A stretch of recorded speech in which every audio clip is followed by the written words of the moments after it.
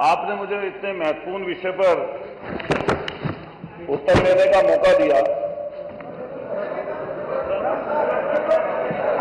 आप प्रश्न पूछने का उत्तर लेने का, सुन तो लो पूरी बात। चलो लेना देना बराबर करो, आगे चलो।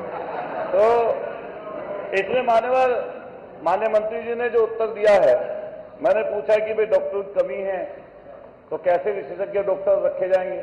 तो माननीय मंत्री जी ने कहा कि 8,431 पद स्वीकृत हैं और 4,426 विशेषज्ञ चिकित्सकों के पद प्रदेश में स्वीकृत हैं अलग से।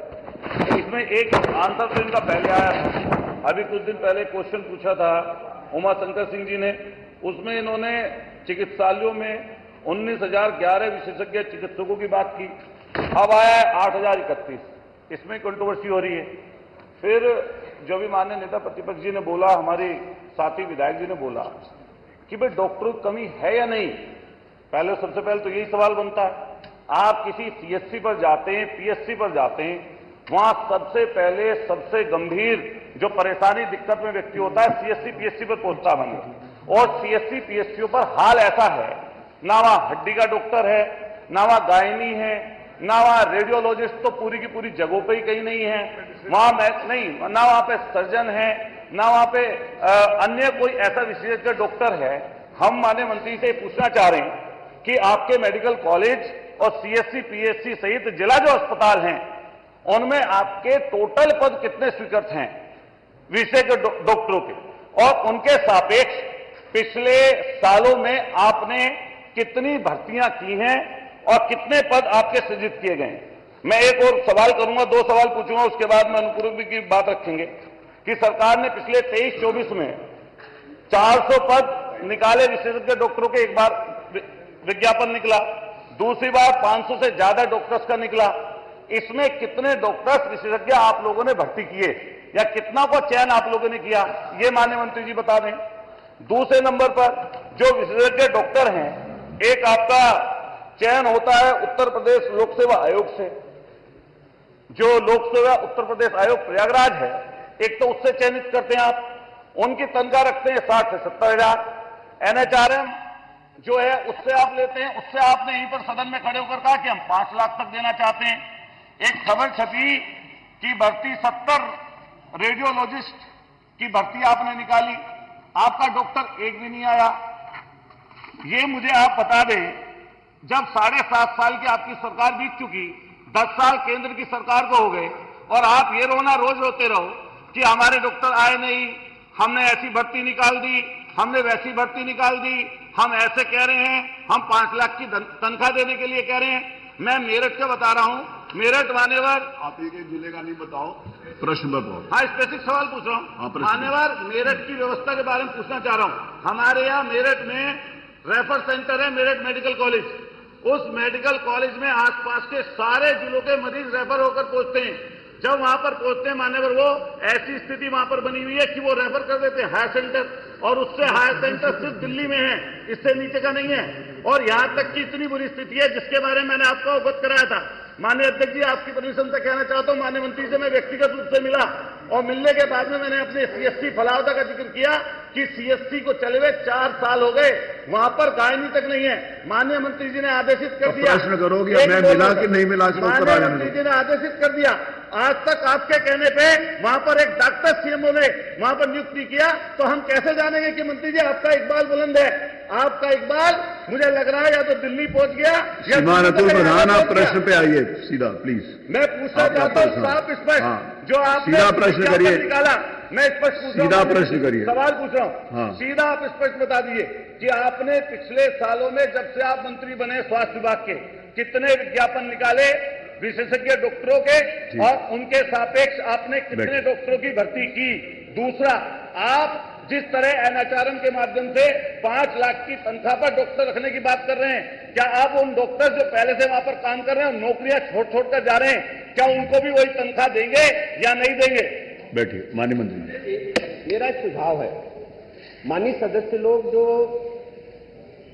बिच्छी काटने का मंत्र नहीं जानते हैं और सांप काटने के इलाज के लिए ट्रेनिंग करने के लिए घूम रहे हैं, इनको पता नहीं जो पीएचसी पर चिकित्सक काम करता है, एमबीबीएस होता है, उसको लोक सेवायत से 1 लाख रुपया है, और जो विशेषज्ञ हैं उनको 5 लाख रुपया रिवर्स बिडिंग से अंदर है। कुछ उत्तर प्रदेश के कानून के बारे में भी देखो प्रधान साहब, और कुछ ट्रेनिंग करो।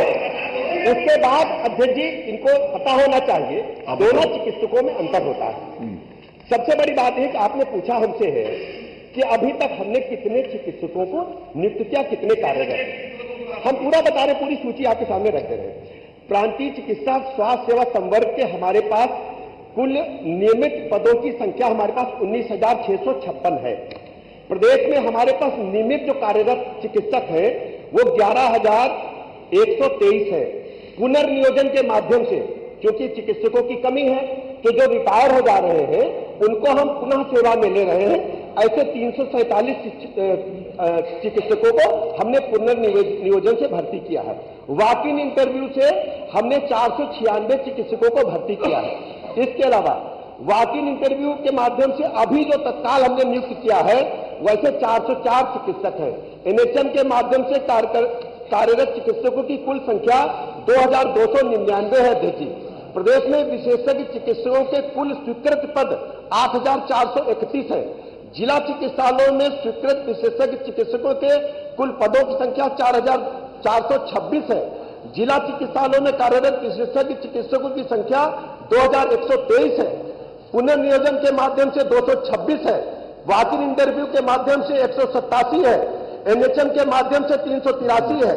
इस प्रकार कुल विशेषज्ञ चिकित्सक हमारे पास 2,919 है। इसके अतिरिक्त विशेषज्ञता से जो जनपद स्तर पर जो मानक है, हर हमारे पास जो प्रसूत रोग सहायक अध्यक्ष जी 1167 है।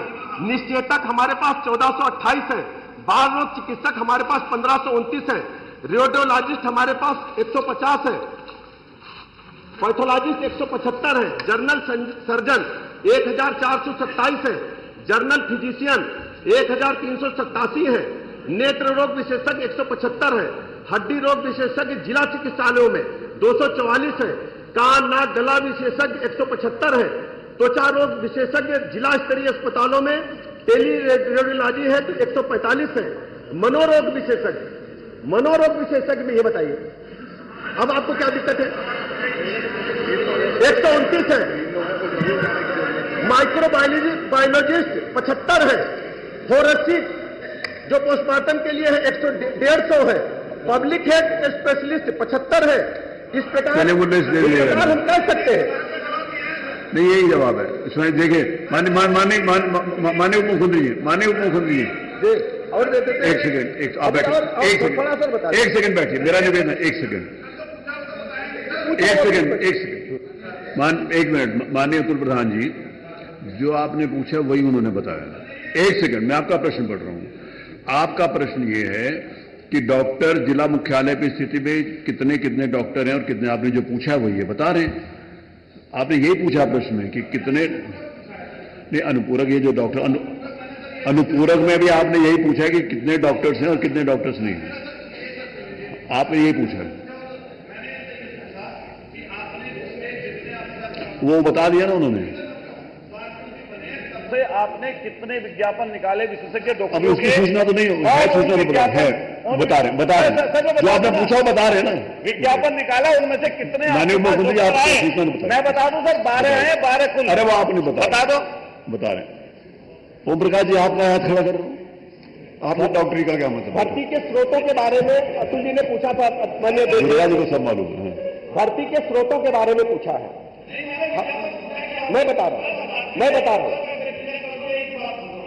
आपने पिछले अपने कार्यकाल में कितने विशेषज्ञ डॉक्टरों की भर्ती निकाली, उनका विज्ञापन मैं स्पेसिफिक वही बता रहे। उसके साथ डॉक्टर आए, बस ये बता दो आप। वही बता रहे हम। और बाकी अध्यक्ष जी, ये सर्वविदित है कि 2017 से पहले प्रदेश में मेडिकल कॉलेजों की संख्या कम थी।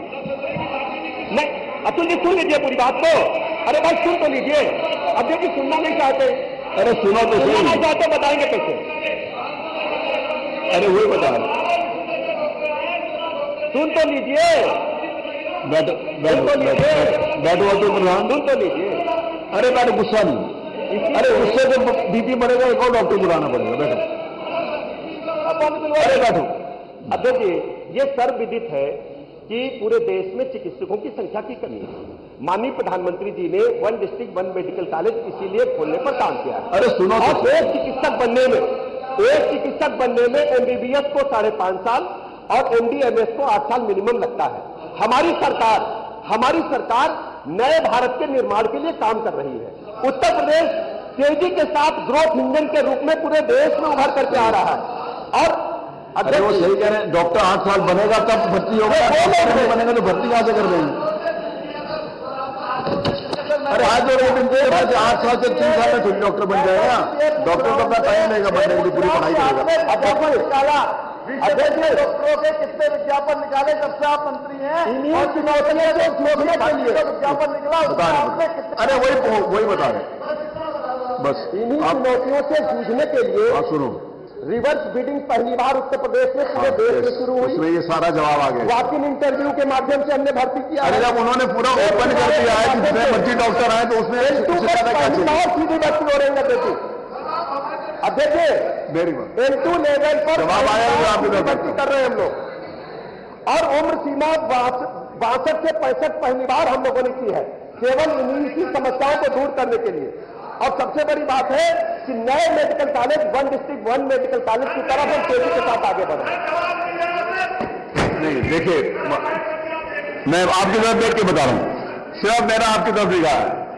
जिस समय माननीय उप मुख्यमंत्री जी ने बताया कि हम लोगों ने एकदम ओपन कर दिया कि जो भी डॉक्टर्स आते हैं हम रिवर्स बिडिंग, मेरी सुन लीजिए, आपने बिना सुने हुए, रिवर्स बिडिंग के आधार के ऊपर भी जितने भी डॉक्टर्स आए, हमारे पास जितनी वैकेंसीज हैं उसके ऊपर भी जो आएंगे डॉक्टर तो तभी भर्ती होंगे ना। जैसे देश में उन्होंने बताया कि पूरा डॉक्टर पढ़ने में, जिस समय क्वालिफाई करने में, पोस्ट ग्रेजुएशन होने में या डीएम बनने में टाइम लगता है, तो जो